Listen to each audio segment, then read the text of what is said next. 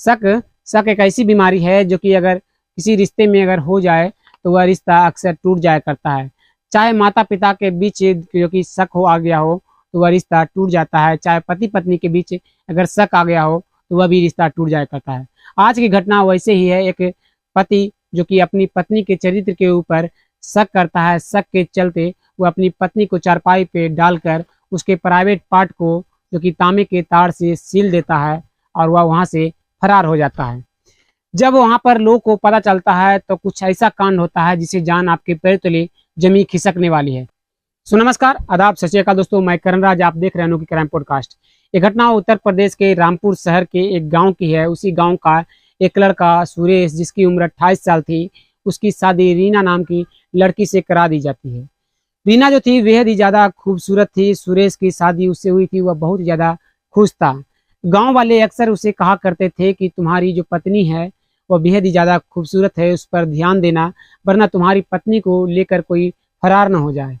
लेकिन जो सुरेश था इन सब बातों को जो कि ध्यान नहीं दे रहा होता है। वह अपनी पत्नी और खुद जो कि बहुत ही अच्छी तरीके से रह रहा होता है, बहुत ही अच्छे दिन उनके चल रहे होते हैं, दिन अच्छे से गुजर ही रहा होता है। जो सुरेश की पत्नी रीना होती है वह कहती है कि जो यहाँ से हम लोग शहर चलेंगे, रामपुर शहर में वहीं जाकर रहेंगे, आपको काम पर जो कि बहुत ही दिक्कत होती होगी आने में और जाने में, जो कि हम लोग वहीं पर रूम ले लेंगे और वहीं पर रहेंगे, मैं खाना बना कर दूंगी, आप वहीं से ड्यूटी कर लिया कीजिएगा।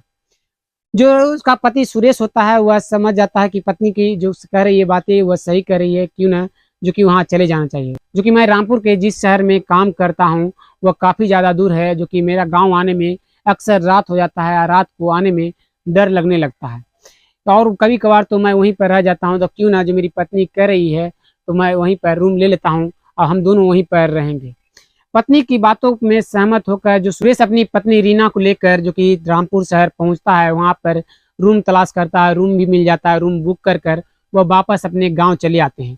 गांव आने पर जो सारी तैयारियां की जाती है कि क्या क्या सामान वहां ले जाना है, क्या जरूरत है क्या नहीं है, हर चीज़ वह पैकिंग कर लेती है जो कि रीना। और अगले दिन रीना और सुरेश वहाँ पर पहुँच जाते हैं, वहाँ पर रूम में सेटल हो जाते हैं। सेटल हो जाने के बाद उनका दिन अच्छे से कटने लगता है। जो सुरेश होता है सुबह उठता है और वहाँ पर काम पर चला जाता है। अब वहाँ पर जो रूम लेने की वजह से सुरेश था अब ओवर टाइम करने लगा था ताकि वह ज़्यादा पैसे कमा सके। वह अक्सर रात के 10-10 बजे 11 बजे आया करता था।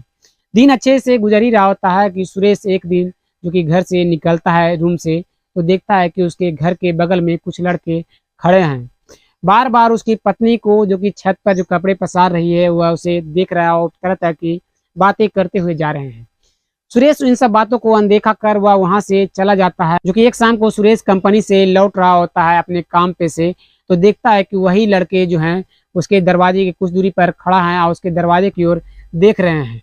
वह वहां पर जाकर उसकी बातों को, उन लड़कों की बातों को सुरेश सुनने लगता है। वह लड़के सभी बातें कर रहे थे कि जो वह महिला है बेहद ही ज्यादा खूबसूरत है, वह मेरी गर्लफ्रेंड है। और कोई कहता मेरी गर्लफ्रेंड, अगर उससे तुम्हारी गर्लफ्रेंड है तो उसे बातें कराओ। ये तरह तरह की बातें वो लड़के खुद में करते हुए जा रहे थे और सुरेश जो था वह खड़ा होकर वहीं सुन रहा होता है। काफी देर सुनने के बाद सुरेश घर जाता है। घर में अपनी जो कि पत्नी उसकी होती है उससे कुछ नहीं बोलता, वह अच्छी देर बैठ जाता है और जो उसकी पत्नी होती है खाना लगाती है, खाने को देती है। सुरेश खाना खाकर वह जो कि रीना होती है वह भी खाना खा लेती है। दोनों मिलकर जो कि सोने के लिए पहुंचते हैं।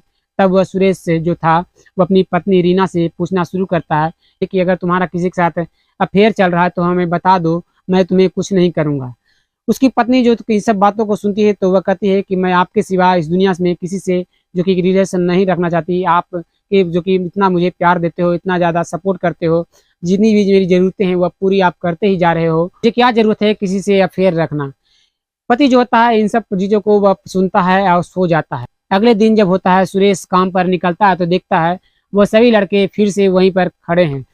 सुरेश को रहा नहीं जाता है, उन सभी लड़कों के बीच वो पहुंच जाता है। वह कहता है कि मेरी पत्नी के ऊपर नज़र डालना बंद करो, ये सब चीज़ें गलत है, तुम्हें मैं पुलिस के अंडर दे दूंगा। और दोनों के बीच बातों बातों में झड़प होने लगती है। वो लड़के कहते हैं कि तुम जब ड्यूटी अपने चले जाते हो काम पर, तुम्हारी पत्नी जो कि क्या करती है तुम्हें क्या मालूम, जो हम लोगों से अक्सर वह बातें करती है, हम लोगों से नजरें मिलाती हुई रहती है। जब वो सभी लड़के ये सब चीजें कहते हैं तो जो सुरेश के पैर तले की जमीन खिसक जाता है।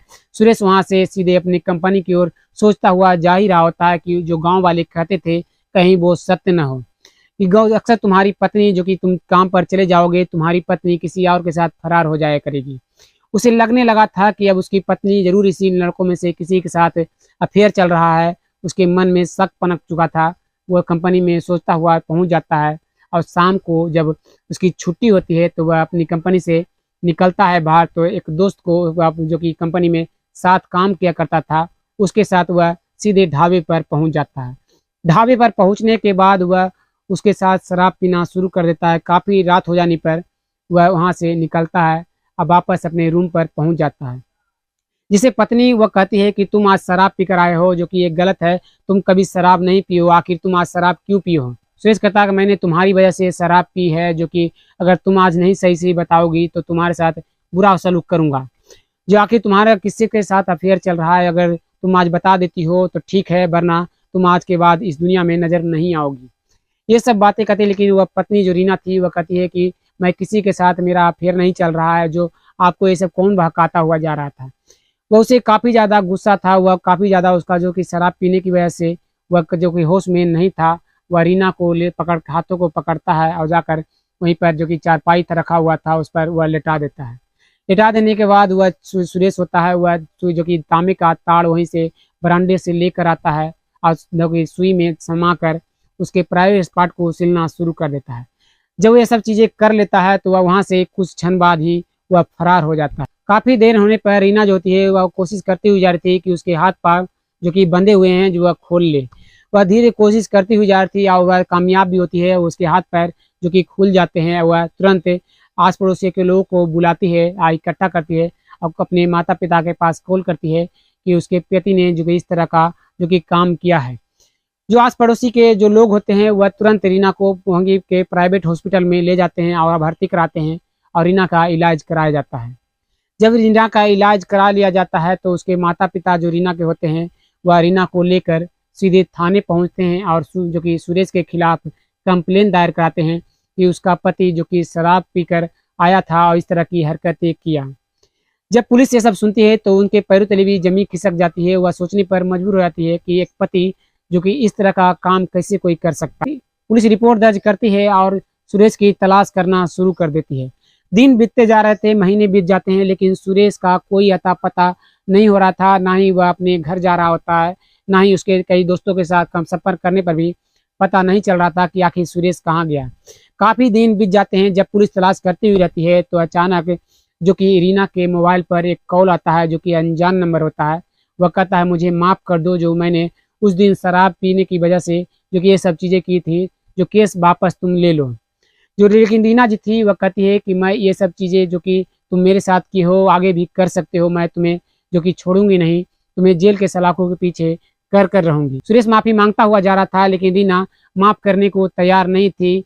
जब पुलिस को पता चलती है कि रीना के मोबाइल पर सुरेश कॉल किया है तो तुरंत रीना के मोबाइल से उस नंबर को, लोकेशन को पता लगाया जाता है कि आखिर उस नंबर का लोकेशन किस जगह से आ रहा है।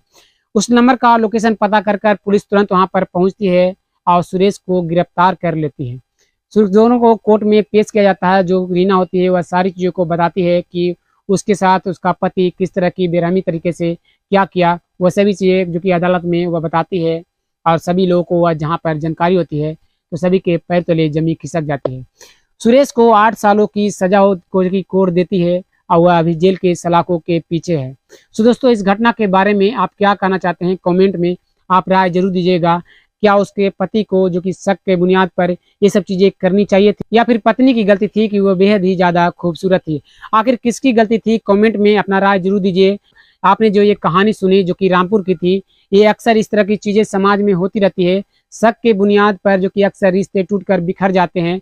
इसलिए आप अगर किसी के साथ आपका रिलेशन है, अगर आपको उस पर शक हो किसी तरह का, तो उसको शक को दूर करने की कोशिश करें, उसे बैठकर बातें करें और दूसरे की नजर उसे भी बात नहीं बनती है तो उस पर नज़र रखें कि सच में आपका शक जो है सही है या फिर आप गलत हो। और वीडियो अगर ये अच्छा लगता हो, हमारा वीडियो अगर रेगुलर आप देखना चाहते हो तो हमारे चैनल को जरूर सब्सक्राइब कीजिएगा, ताकि हर दिन आपको एक नया क्राइम स्टोरी सुनने को मिले जो कि सत्य घटना से प्रेरित हो। फिर मिलते हैं एक और सच्ची घटना को लेकर, तब तक के लिए धन्यवाद। जय हिंद। आप सतर्क रहें, अपने परिवार वालों को हमेशा सुरक्षित रखें।